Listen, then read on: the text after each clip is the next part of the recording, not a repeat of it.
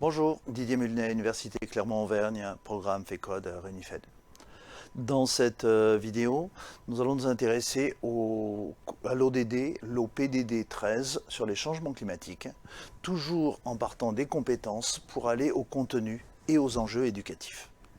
Je rappelle notre cadre de lecture, la vision systémique et prospective, la vision changement individuel et collectif en vue de l'exercice de la responsabilité. La mobilisation des 33 compétences, placées dans 3 cercles, celui des compétences transversales de base, l'ensemble des compétences transversales, toujours des compétences transversales transformatives, et enfin les quelques compétences véritablement réflexives qui nous permettent de nous organiser dans ces compétences. Donc compétences transversales, de base, transformatives, réflexives. Comme tous les OPDD, cet OPDD 13 sera construit en proposant une littératie sur les changements climatiques, une proposition toujours en lien avec le document du Global Compact sur la résilience climatique et l'engagement sur de véritables changements. Si nous partons de cette littératie, celle-ci sera toujours présentée de la même façon. La première colonne, littératie. La deuxième colonne, nous faisons apparaître les objectifs en termes de connaissances, savoir, ce qu'on ne peut pas ne pas savoir sur ces questions-là. Dans la troisième colonne, nous nous intéressons aux objectifs en termes de méta-compétences. Nous définissons les contenus, nous définissons les objectifs, nous mobilisons les compétences. Alors bien sûr, le va-et-vient ne se fait pas de gauche à droite, mais c'est effectivement un certain nombre de rétroactions qui sont nécessaires pour élaborer cela. Si je m'intéresse à climat et météo, que vous retrouverez d'ailleurs en littératie dans d'autres OPDD, puisque cet ODD interagit avec tous les autres. Différencier climat et météo, différentes échelles spatiales, temporelles, ça va être bien faire attention à ne pas confondre météo, climato, avec tous les concepts scientifiques qui sont en aval. Ce sera aussi de nous intéresser au b.a.-ba de ce que l'on doit connaître sur les facteurs climatiques actuels, les gaz à effet de serre, les températures, la place des banquises, la place le niveau des océans, le permafrost, la place des forêts, courants atmosphériques, océaniques. Il est évident que n'a pas été listé ici l'intégralité de ce qu'il faudrait être capable de maîtriser pour bâtir un modèle climatique cohérent. Alors bien sûr, là on va mobiliser des compétences systémiques et des compétences prospectives. C'est la base de la construction de ces modèles. Dans un premier temps, nous ne serons pas en éducation, nous serons sur de l'information, de la sensibilisation à une culture scientifique, rigueur, ouverture, humilité, doute scientifique, esprit critique, à la variabilité des phénomènes, acceptation de la variabilité, au doute et à l'incertitude. Et effectivement, nous ne ferons qu'atteindre des éducations, mais même pas des éducations. Si maintenant nous mettons l'étude des climats aux échelles géologiques, vous allez me dire à quoi ça sert. Il est évident que nous devons maîtriser les climats du passé géologique pour avoir des points de comparaison pour parler du présent. Mais pas que, vous verrez. Et donc on a les climats du Paléozoïque, du Mésozoïque, du Cénozoïque. Voilà fondamentalement 3 échelles de temps qui peuvent nous conduire à voir quelles sont les causes, les manifestations, les vitesses des changements climatiques durant ces périodes. toujours les mêmes compétences mobilisées, sauf que là, nous introduisons une vision véritablement prospective pour arriver à passer de ces climats du passé à une projection dans un premier temps et une prospective dans un deuxième temps.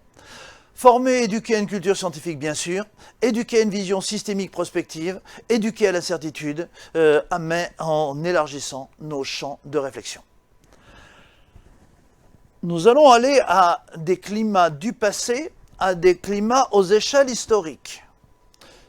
C'est-à-dire que nous allons passer du Cénozoïque aux échelles historiques actuelles ou subactuelles. Bien sûr, nous allons devoir connaître les climats du passé récent pour distinguer les causalités actuelles et comparer aux changements avec ceux du passé récent, voire du futur. Et donc nous allons nous intéresser aux échelles historiques, liées entre les facteurs géologiques, des cycles de Milankovitch des a cités, aux facteurs anthropiques, déforestation, pratiques agricoles, intensifs, tout ce qui est du passage du paléolithique au néolithique. Nous allons devoir effectivement croiser des cultures scientifiques et humanistes pour pouvoir contribuer à l'approche d'un certain nombre de réponses. Bien sûr de l'éducation à une culture scientifique, bien sûr de la sensibilisation et de la formation à une vision systémique et prospective du monde, mais effectivement, commencer d'une information, une sensibilisation sur les débuts de la période anthropocène, avec le néolithique notamment. Concernant les climats actuels, nous devrons croiser des cultures scientifiques et humanistes, déjà acquis, pour introduire la vision prospective du climat, c'est-à-dire la relation entre les climats actuels ou très récents et les peuples, début de l'industrialisation. Par exemple, il en existe bien d'autres. Effectivement, les compétences qui en découlent sont bien sûr l'articulation des cultures scientifiques et humanistes pour contribuer au bien commun et la production d'une vision prospective pour contribuer à créer des futurs meilleurs. Peut-être n'irons-nous pas ici au bien commun, peut-être ne créerons-nous pas ici des futurs meilleurs, mais effectivement, nous allons quand même faire une éducation interculturelle à la citoyenneté, aux interdépendances entre société et nature.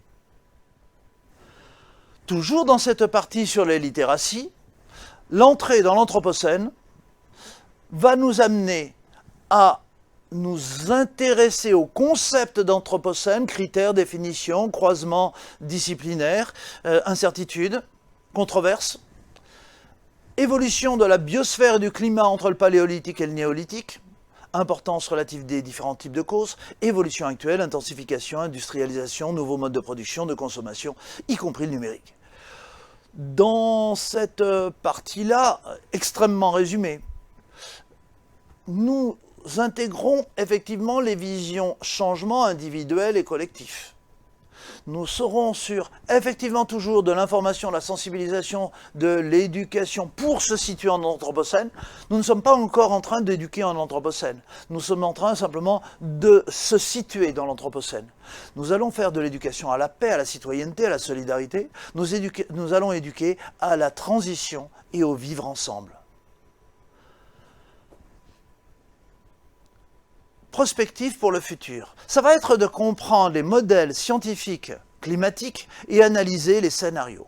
De bien faire la différence entre les modèles scientifiques et les scénarios du futur, afin de prévoir les climats. Alors bien sûr, nous ne pouvons que nous référer aux productions du GIEC, la modélisation, les scénarios, et faire percevoir les enjeux et les incertitudes de ces évolutions. Les compétences mobilisées sont bien évidemment les compétences réflexives. Plus nous descendons dans la littératie, et plus nous sommes passés des compétences de base à des compétences, je reviens quelques instants, compétences de base, à des compétences transversales, transformatives, à des compétences réflexives.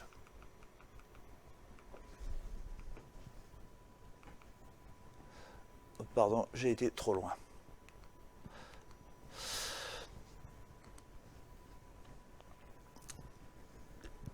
En termes d'éducation, éduquer à l'incertitude, éduquer à la culture scientifique.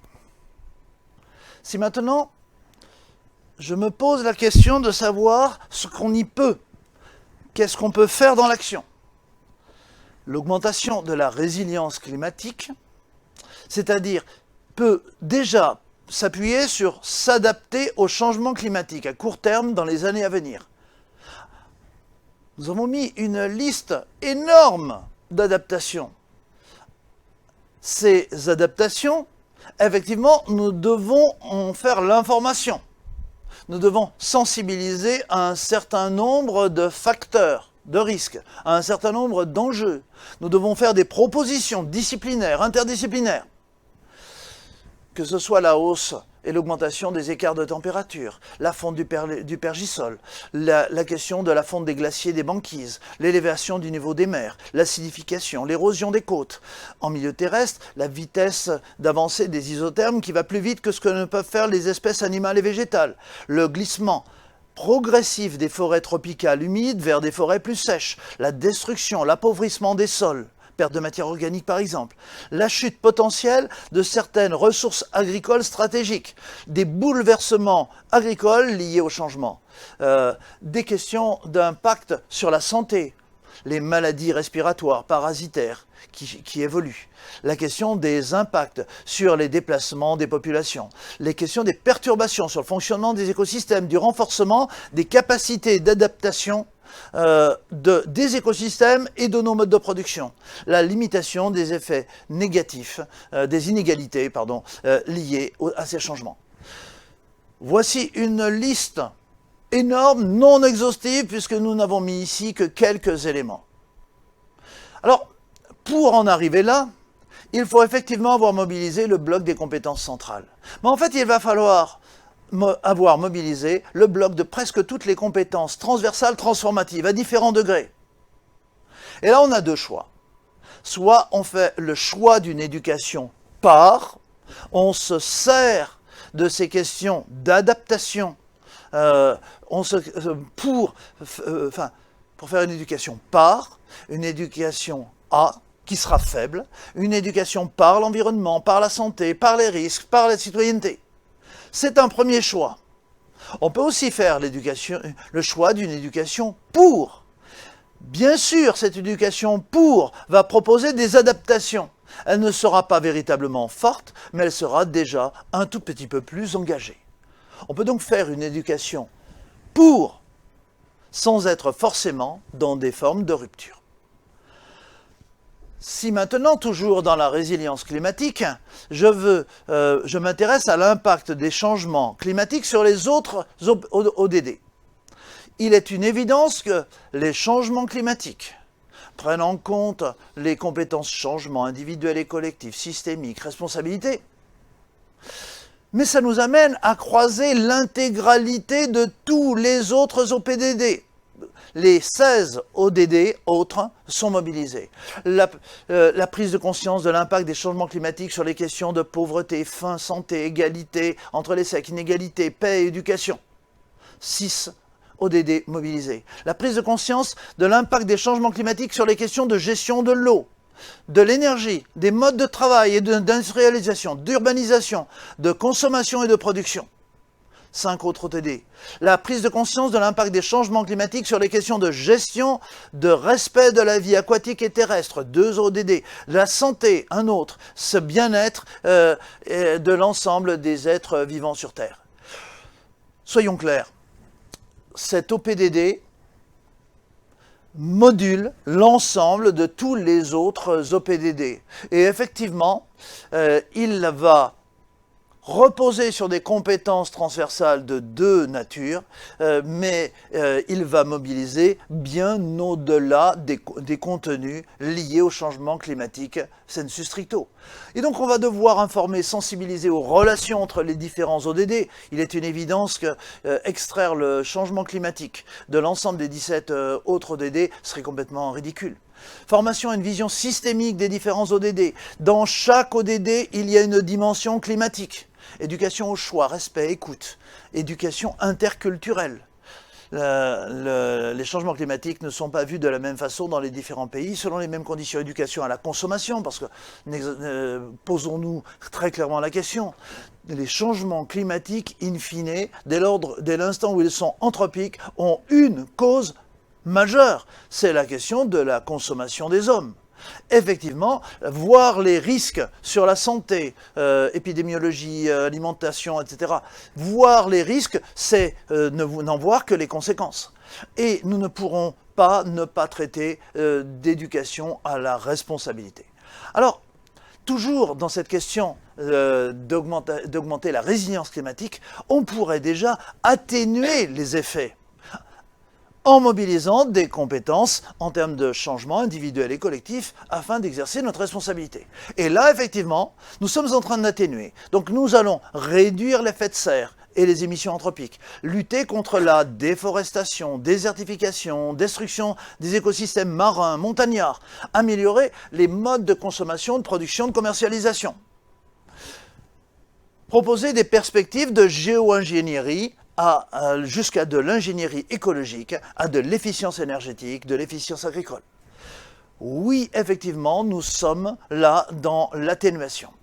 Atténuation qui nous laisse sensibiliser, éduquer aux enjeux, aux limites, qui nous amène à développer des compétences métiers.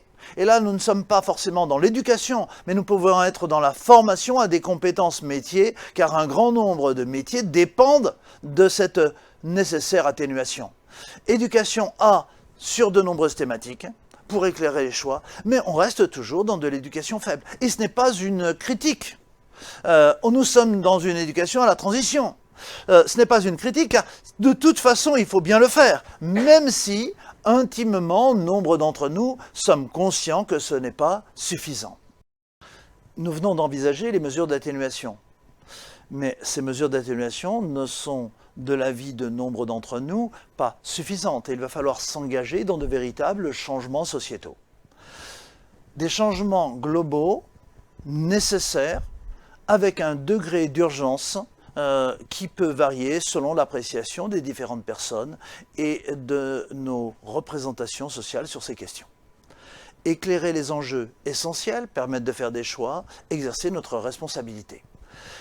Nous sommes effectivement là, non plus, nous sommes toujours dans des changements de mode de production, mais beaucoup plus en rupture. Nous sommes toujours dans des changements des modes de vie, mais effectivement beaucoup plus en rupture toujours. Nos loisirs pourraient évoluer, les formes de tourisme pourraient évoluer, devraient évoluer, les placements financiers vont évoluer. Les changements dans nos modes de pensée ne sont pas anodins. Et effectivement, pour envisager ces changements, nous allons bien sûr remobiliser des compétences centrales et transformatives en termes de changement individuel et collectif principalement, mais nous allons aussi mobiliser l'ensemble du bloc des compétences réflexives, de façon à passer d'une éducation faible à une éducation forte. Est-ce qu'on va forcément, dans cette partie-là, s'engager dans l'action ? Non, on va faire de l'éducation aux valeurs, responsabilités en anthropocène, paix, patrimoine, territoire, mais en agissant fondamentalement sur les attitudes, peut-être un peu moins sur les engagements. Par contre, des changements sociétaux à mettre en œuvre. Là, nous allons rentrer dans l'engagement, éclairer les enjeux essentiels et permettre de s'engager afin d'exercer notre responsabilité. Et oui, il faudra qu'on connaisse bien les réglementations, les législations, les normes, les outils législatifs que nous possédons. L'engagement sectoriel et des différents pays. Avoir une idée concrète des impacts relatifs des pays, des individus. Voir les modalités de changement de gouvernance aux échelles mondiales, avoir une connaissance et une compréhension des modes de finance et de la transition énergétique. Choix énergétiques et sociaux actuels et alternatifs, en lien avec nos différents modes de vie, coût de l'inaction climatique à moyen terme ou à long terme, précarité, indépendance et solidarité climatique entre les personnes et les pays. Évidemment, le bloc de compétences réflexives est mobilisé. Et vous voyez donc qu'au fur et à mesure que nous descendons, nous passons d'éducation, d'information, sensibilisation, formation, à des questions d'éducation faible, puis à des questions d'éducation forte. Et là, nous sommes très clairement dans l'engagement et les éducations fortes. La nécessité d'éduquer pour changer. Quand on parle d'éduquer, c'est pas éduquer dans un domaine scolaire ou universitaire. Non, c'est éducation dans toutes les sphères de la société. Ça veut dire qu'on va devoir lutter contre certains stéréotypes, voire certaines fake news. D'où la compétence 33 de la prise en compte des biais cognitifs, de lutter contre la désinformation. Je fais le lien avec la question des éducations A. Effectivement, quand on éduque en anthropocène, on doit comprendre qu'on a effectivement une organisation de l'information. Et donc on doit lutter contre ça. Lutte contre les différents types de climato-scepticisme. Lutte contre l'inaction climatique. Faire évoluer les attitudes et les comportements en agissant sur les représentations sociales. Effectivement, on peut lutter contre des stéréotypes, mais il nous faudra bien faire évoluer les attitudes et les comportements en lien avec les représentations sociales, d'où la nécessité de les connaître, de les déconstruire parfois lorsque nécessaire, de les respecter d'autres fois bien sûr. Prise en compte psychologique, sociologique, pédagogique de l'éco-anxiété, de la solastalgie, de l'intégration des approches catastrophistes, collapsologues, pour agir de façon critique, éclairée et efficace, qu'on ne retombe pas dans de l'inaction pour différentes raisons. Alors effectivement, les objectifs qu'on se fixe là, c'est des éducations pour. Dès qu'on dit pour, ça veut dire contre. En l'occurrence ici, c'est contre les changements climatiques. Nous sommes sur des éducations fortes. Nous sommes sur une éducation en anthropocène, c'est-à-dire avec des transformations sociétales engagées, l'acceptation de la complexité, des incertitudes, la lutte contre la production du doute et des ignorances dont nous avons parlé il y a quelques instants, la rupture avec l'enseignement des seuls savoirs académiques, mais la prise en compte de la diversité des savoirs. Nous sommes effectivement en rupture sur le plan de la pédagogie. La pédagogie de programme montre ses limites, nous sommes sur des pédagogies de projet actives, inversées. Nous sommes sur l'intégration dans des communautés d'apprentissage et des organisations apprenantes. Nous sommes sur une pédagogie de l'engagement et du faire. Nous sommes effectivement sur des changements de statut des formateurs qui doivent passer d'experts à accompagnateurs, qui doivent passer de leur statut d'évaluateur, expert, à la transmission de l'évaluation par les pairs.